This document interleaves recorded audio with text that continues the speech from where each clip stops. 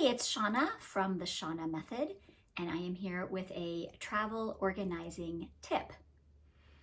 When you are planning to go on a big trip, before you even get to the full-on packing job, I recommend that people set aside an area, designate a location somewhere in your home where you will put things that you want to be sure to remember to take with you on the trip.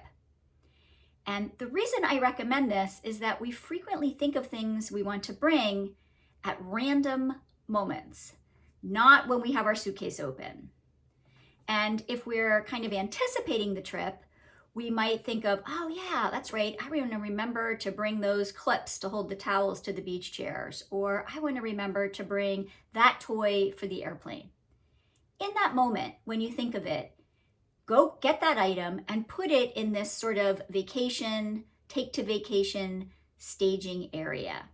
You can tuck it away in a corner, or sometimes I use a dining room chair if that room is not heavily used, so it kind of disappears visually.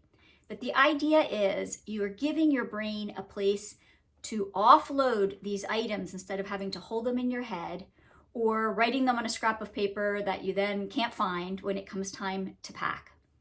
So set aside a take this on vacation location even a couple of weeks ahead or even a month ahead if that works for you.